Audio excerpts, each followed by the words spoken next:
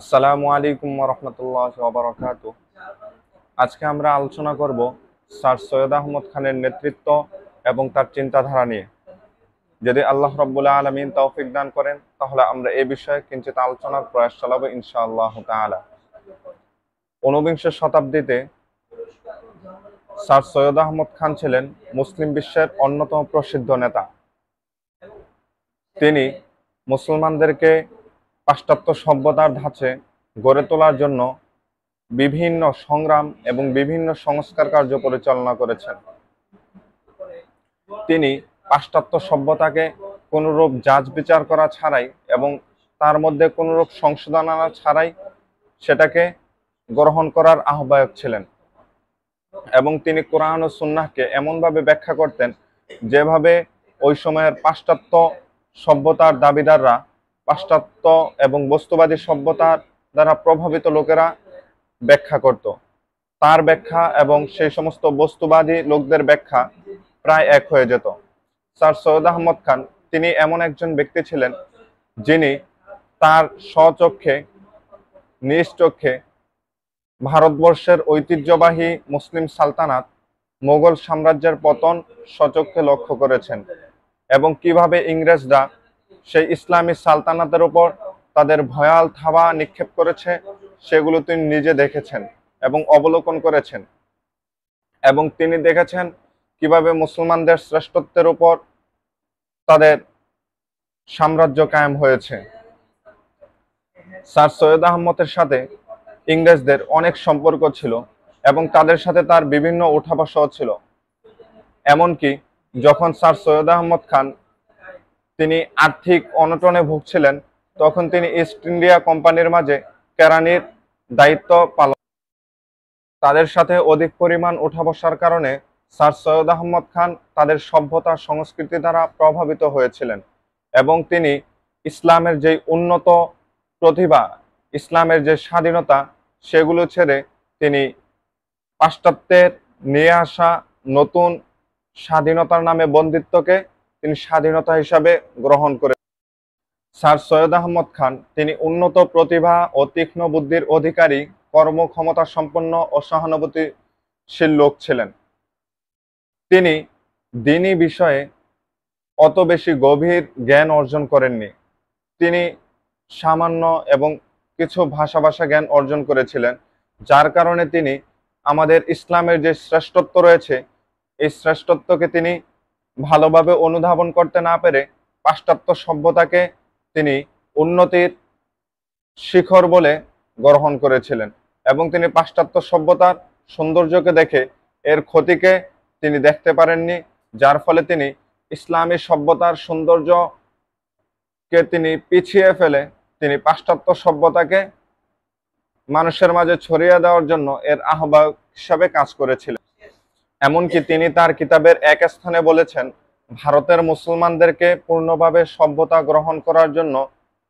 উৎসাহিত করা প্রয়োজন। তাহলে যে ঘৃণা ও অবজ্ঞার সঙ্গে সভ্য জাতিসমূহ তাদেরকে দেখে তা লোপ পাবে এবং তারাও জগতে সম্মানিত সভ্য বলে গণ্য হবে। এমনকি তিনি তার লিখিত পুস্তিকা আহকামে তাআমে আহলে কিতাবের মধ্যে তিনি উল্লেখ করেছেন,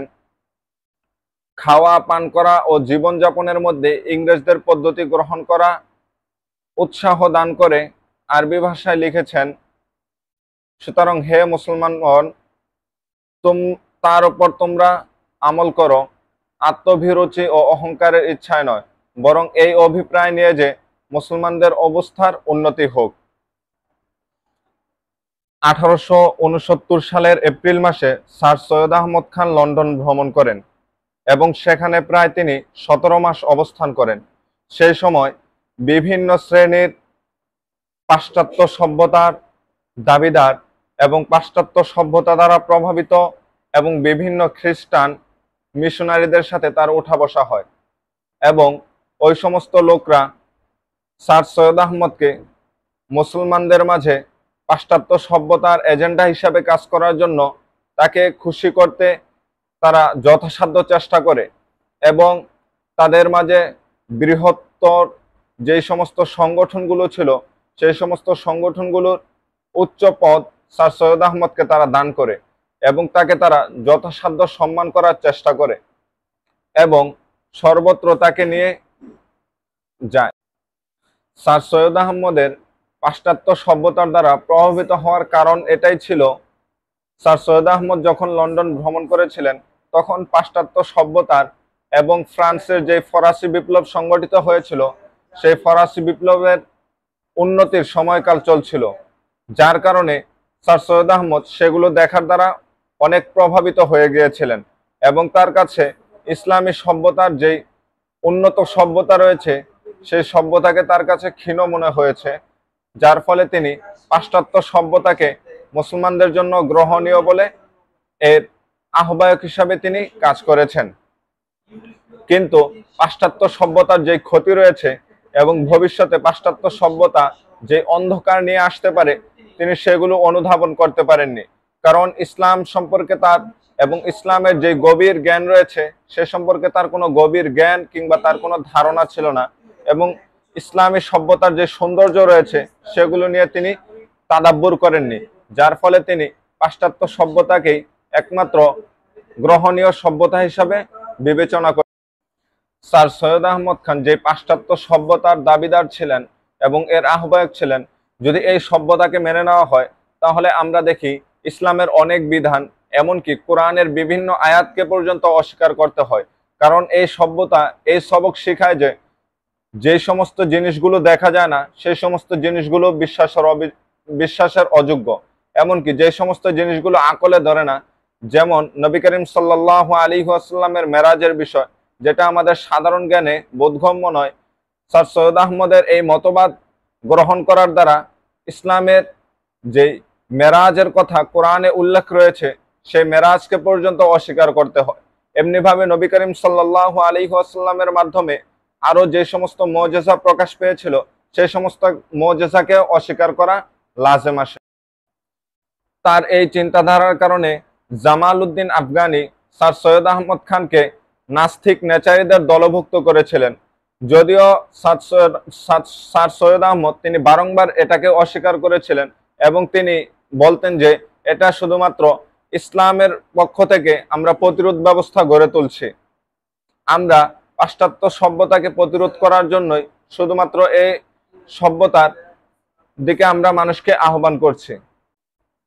স্যার সৈয়দ আহমদ আহ্বান করেছেন ঠিক, কিন্তু স্যার সৈয়দ আহমদ এটা বুঝতে পারেননি যে এই সভ্যতার কোনটা খারাপ দিক এবং কোনটা ভালো দিক। যদি স্যার সৈয়দ আহমদ এর ভালো দিকের প্রতি মুসলমানদেরকে আহ্বান করতেন এবং খারাপ দিক থেকে যদি মুসলমানদেরকে সচেতন করতেন তাহলে এটা তার জন্য অত্যন্ত প্রশংসনীয় ব্যাপার ছিল। তেমনিভাবে স্যার সৈয়দ আহমদ যেই স্থানের মানুষের জন্য এই সভ্যতাকে চয়ন করতে চেয়েছিলেন সেই স্থানের মানুষদের সাথে এই সভ্যতা খাপ খায় কিনা তিনি সেই বিষয়টাও চিন্তা বিবেচনা করেননি। তিনি যে ভারতবর্ষের মানুষের মাঝে সেই পাশ্চাত্য সভ্যতাকে ছড়িয়ে দিতে চেয়েছিলেন, কিন্তু ভারতের মানুষের সাথে এই পাশ্চাত্য সভ্যতা যায় কিনা, তাদের গায়ের সাথে এটা মিশে যায় কিনা সেই বিষয়টা তিনি চিন্তা করেননি, যার ফলে তার আহ্বানটা ওই রকম ভাবে সাড়া পড়েনি। তেমনি ভাবে এই সভ্যতার তার যে আহ্বান করেছিলেন যে সভ্যতার দিকে, এই সভ্যতার আরো একটি খারাপ দিক হলো যে এই সভ্যতার কারণে এই সভ্যতার এবং এই বিশ্বাসী হওয়ার কারণে মুসলমানদের মাঝে একটা নব দল সৃষ্টি হয়েছিল, যেই দল ইসলাম থেকে অনেক দূরে সরে গিয়েছিল এবং যেই দল ইসলামী আকীদা বিশ্বাস এবং যুক্তিতর্কের মাঝে তারা সন্দিহান হয়ে পড়েছিল যে কোনটা সত্য কোনটা মিথ্যা এবং কোনটা ভালো কোনটা খারাপ, এগুলোর মাঝে তারা পার্থক্য করতে পারছিল না, যার ফলে এই সভ্যতা মুসলমানদের মাঝে অতটা ওতপ্রোতভাবে জড়িত হতে পারেনি। এবং পরবর্তীতে স্যার সৈয়দ আহমদের যে সমস্ত সহযোগীরা ছিল, যখন তারা এই সভ্যতার খারাপ দিকটা দেখতে পেল, ধীরে ধীরে যখন এই সভ্যতার খারাপ দিকগুলো প্রকাশ পেল, তখন তার সহযোগীরা সাথে সাথে অন্যান্য উলামায়ে একরাম স্যার সৈয়দ আহমদের বিরুদ্ধে আন্দোলন করতে শুরু করলেন। স্যার সৈয়দ আহমদ খান লন্ডন থেকে ফিরে আসার পর তার এই সভ্যতার নেতৃত্ব তিনি নিজেই দিচ্ছিলেন এবং এই সভ্যতা কিভাবে মানুষের মাঝে ছড়িয়ে দেওয়া যায় এজন্য তিনি বিভিন্ন প্রতিষ্ঠান কায়েম করেন এবং তিনি বিভিন্ন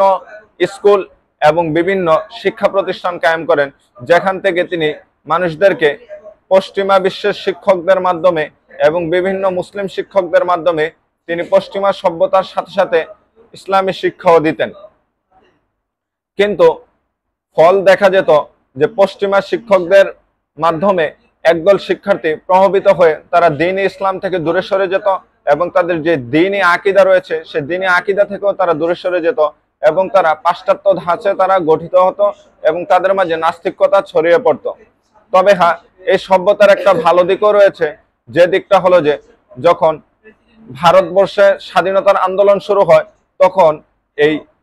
স্যার সৈয়দ আহমদ খানের দ্বারা প্রতিষ্ঠিত স্কুল কলেজের বিভিন্ন মানুষ, বিভিন্ন ছাত্র সমাজ, বিভিন্ন শিক্ষক সমাজ ভারতবর্ষের স্বাধীনতার ক্ষেত্রে এক বিরাট অবদান রাখে। ঠিক তেমনিভাবে যখন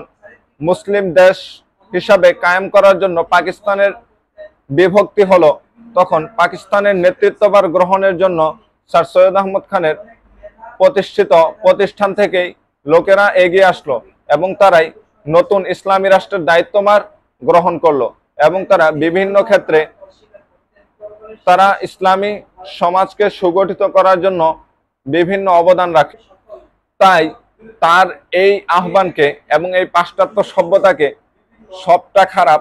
এটাও আমরা বলবো না এবং সবটা ভালো এটাও আমরা বলবো না। তবে তার সভ্যতার এবং এই আহ্বানের মাঝে তার যে চিন্তাধারা ছিল এর মাঝে কিছু ভালো দিকও রয়েছে,